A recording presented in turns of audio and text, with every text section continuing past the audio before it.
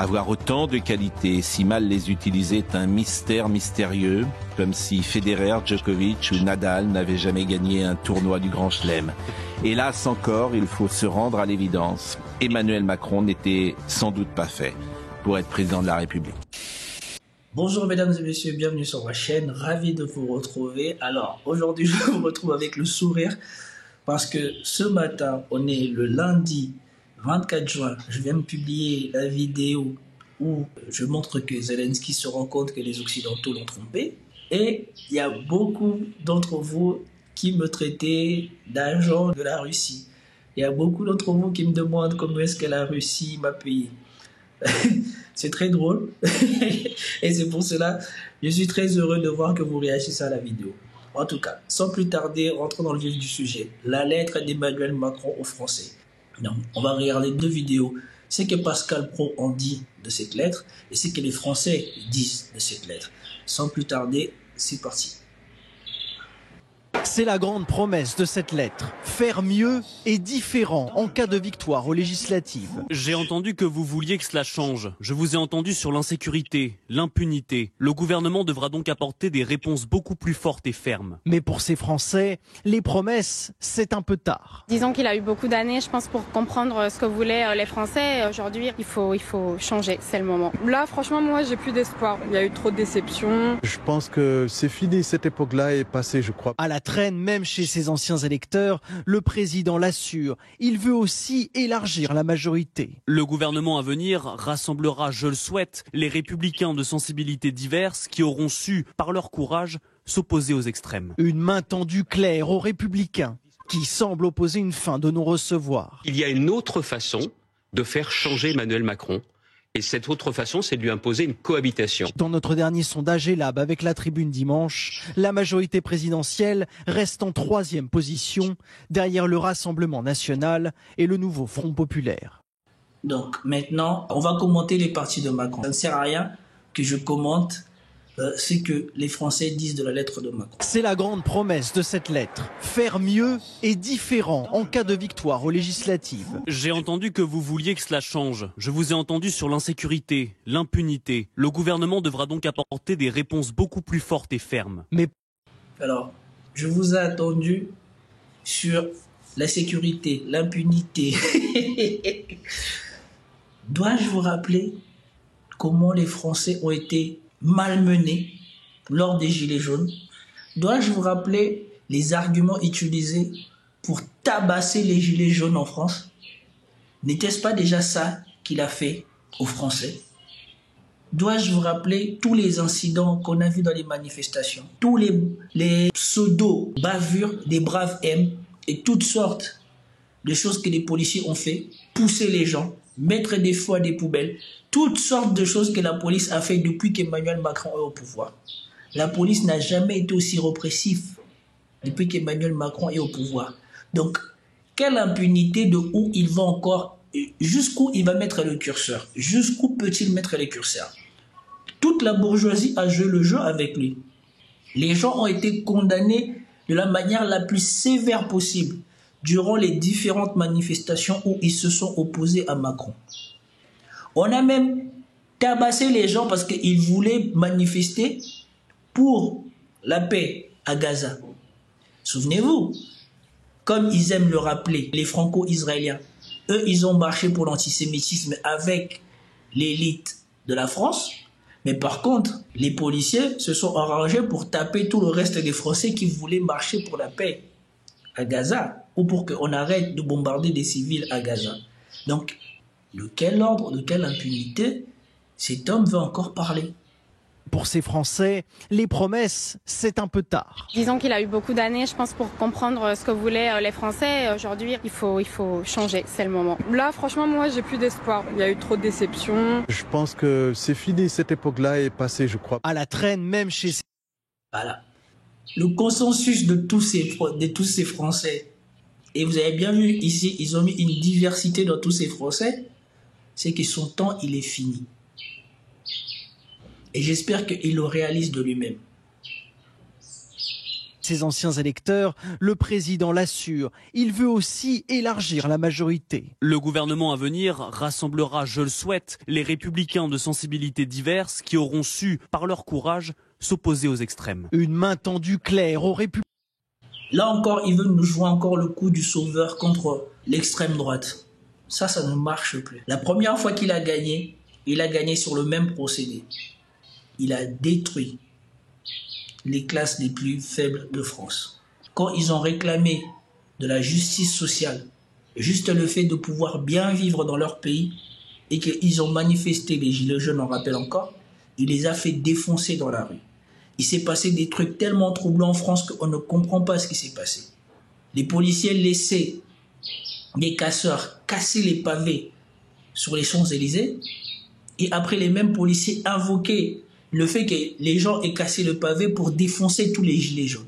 Et après ça, sur le même procédé encore pour son deuxième mandat, soi-disant il devait être le rempart des Français contre l'extrême droite.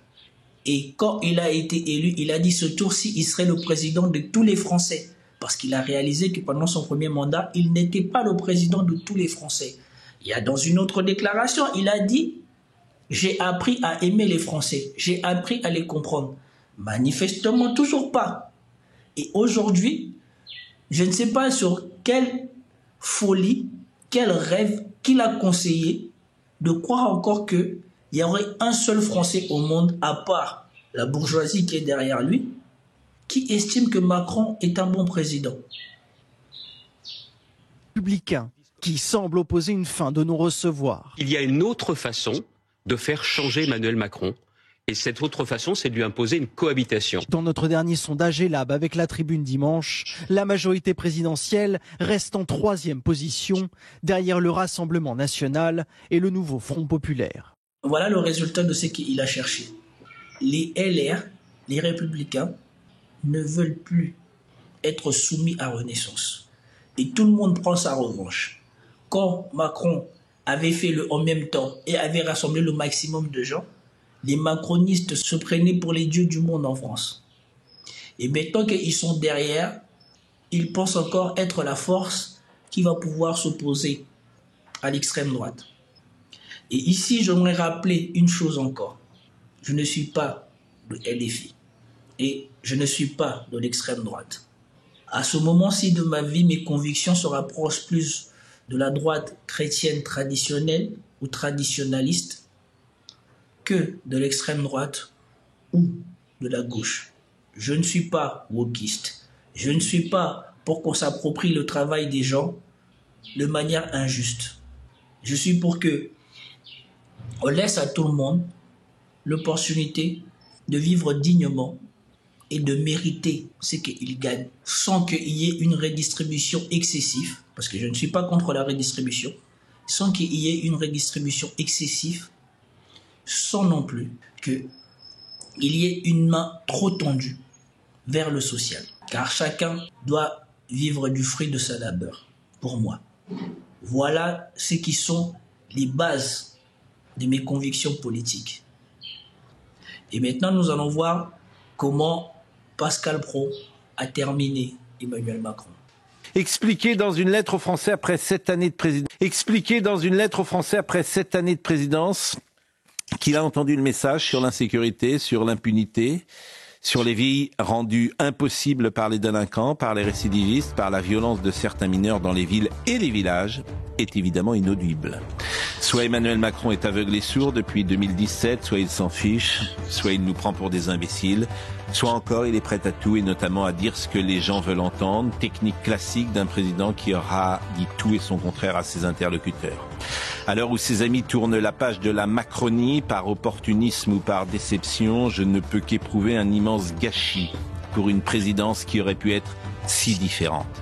Emmanuel Macron avait tout pour réussir, la jeunesse, le talent, des idées, l'incarnation qu'il a proposée après les 5 années de François Hollande avait séduit la majorité des Français. Son inclinaison libérale dans le domaine économique reste une meilleure solution plutôt que taxer les riches, vieille obsession d'une gauche pour qui le réel n'existe jamais.